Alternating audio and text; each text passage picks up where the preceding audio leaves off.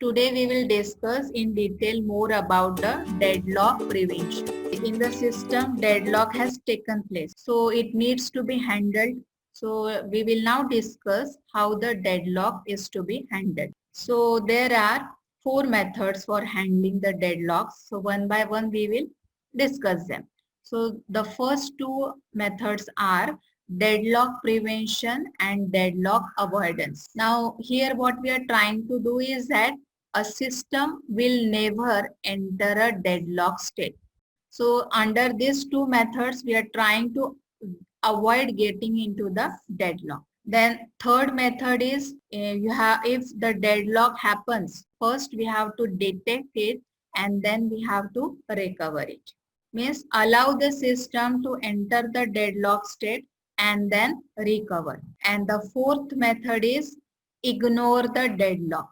Like pretend that deadlock is not there in the system. So overall, there are four methods to handle the deadlock. So let us start with deadlock prevention. Just now we have seen that there are four conditions which when occur, it leads to deadlock. So what could be the approach in deadlock prevention? Deadlock prevention means what we will do? We will try to avoid or you can say we will prevent those four conditions from happening, isn't it? Means you will ensure that any one of the four conditions will not be taking place in the system, isn't it? Means those four conditions, mutual exclusion, then hold and wait, no preemption, and circular wait. If you take care that you prevent any one of these four conditions, so your system will never enter the deadlock. So let us see how we can prevent those four conditions from taking place in the system. Just like I have told you, any one of the four necessary conditions cannot hold, then we can prevent it. So first condition was mutual exclusion. What mutual exclusion says is that at one particular moment, only one process can hold a resource. Other processes cannot hold that particular resource. Now, what you can do to avoid a mutual exclusion, you can make the resource shareable, isn't it? Means any process can access that particular resource depending on its need. So you can prevent mutual exclusion if you can make the resources shareable. But there are some problems with this issue that like every resource cannot be made shareable. So there will be some resources that you can reach, that you can share it, and there are some resources that you cannot share it, isn't it? So I will cite you two examples here. Suppose a read-only file is the resource.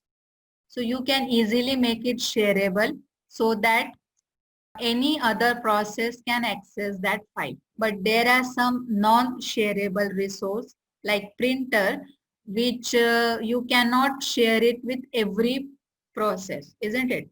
Only one process can hold the printer at a time. So mutual exclusion, how we can prevent it? By making the resources shareable, but the limitation is that some resources can be shared like read-only files, but some resources cannot be shared like our printer. So every time we cannot prevent this mutual exclusion. So let us now try the second condition.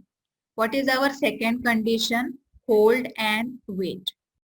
So we can handle this hold and wait by two methods. Now in hold and wait, what is happening is that at one particular moment, a process is holding a resource and it is waiting for another resource, which is being held by another process, isn't it?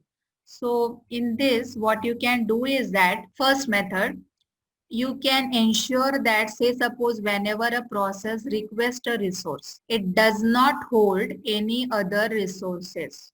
Means like in our example, P1 is holding resource R1 and it is requesting for resource R2. So first method what it says is that if the process P1 wants the resource R2, then it must not hold the resource R1, isn't it? Now this is not possible in some situations, but this is the first method. Then second method is that require process to request and be allocated all its resources before it begins execution, or allow process to request resources only when the process has none allocated to it. So what the second method says is that suppose if a process, whenever it starts, you whatever it is requesting, you give all the resources to that particular process. Means like in our example, P1 is holding resource R1 and it wants resource R2. So what the second method says is that in the starting itself only, you assign both the resources to the process P1, and say suppose whenever it is requesting another resource, then the condition should be that it is not holding any other resource with it. Means all or none approach. Now what is the difficulty with this particular, both these two methods is that very low resource utilization will be there, and sometimes starvation is also possible. Now why I am saying low resource utilization? Now say suppose our process is there, right? So suppose let us consider our first method. So if you say that if it wants resource R2, so condition is that it should not hold resource R1, isn't it? Now say suppose this particular process P1, if it is desiring resource R2, then our condition is that it should not hold resource R1. So what is happening here is that say suppose another process is there. Now during the time when this P1 is utilizing the resource R2, all these remaining resources are being unutilized, isn't it? So hence it leads to low resource utilization. Then second method, what it says is that in the starting itself only, you allocate the resource to the process. Means if P1 was desiring R1 and R2, so in the beginning of the process only you assign it to it. And then what will happen is that suppose this task is very lengthy. So if this process P2 requires the resource, then it will keep on waiting. It will keep on waiting till this P1 releases both the resources. And what is happening is that this P2 is having starvation. So this P1, it will hold all the resources and it will go on its work, and P2 will keep on waiting. So difficulty with this approach is that it leads to low resource utilization or starvation is possible. Third condition is no preemption. So suppose to avoid this, now no preemption says what? That suppose if a process is holding a resource and if another process wants it, so unless the holding process releases that resource, another process cannot have that resource, isn't it? So here what you can do is that if a process that is holding some resource requests another resource that cannot be immediately allocated to it, then all the resources currently being held are released.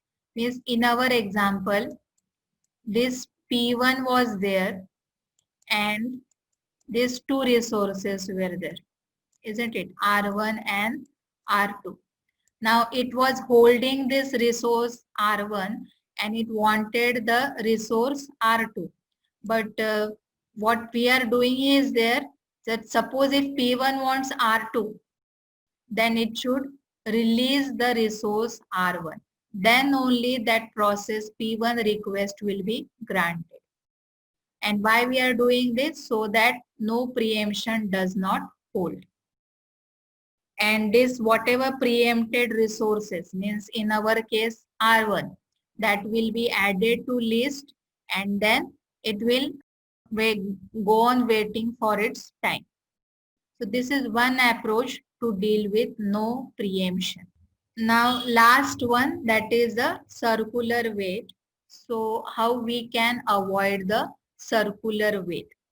So what we can do here is that we can impose a total ordering of all the resource type and require that each process request resources in an increasing order of enumeration.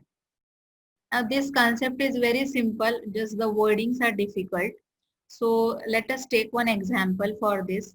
Suppose in our system there are these three resources, right? CPU, printer and memory, for example. Now what it says is that impose a total ordering of resource type. So what I have done is that I have given numbers to this. I will give the number 1 to resource CPU. I'll give the number 2 to resource printer and I will give the number 3 to resource memory. So in our case, just consider that this is R1, this is R2 and this is R3. Now after numbering that, what it says is that each process requests resources in an increasing order of enumeration.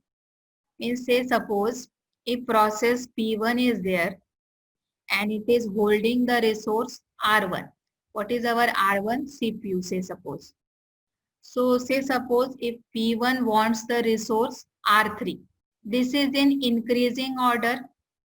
It is holding R1 and it requests a resource numbered as R3. This is increasing order of enumeration. So this request will be granted. Now let us take one example. Say suppose resource R3 is there and it is allocated to process P2. And say suppose if P2 request R1. So is this in increasing order of enumeration? See, it is holding R3 and it is requesting resource R1. So 3 is greater than R1, isn't it? So this request will not be granted. So this P2 can only request resources greater than R3, means such as R4, R5, like this, isn't it? So by imposing such condition, only the circular wait could be avoided. So these are the 4 ways you can prevent the deadlock.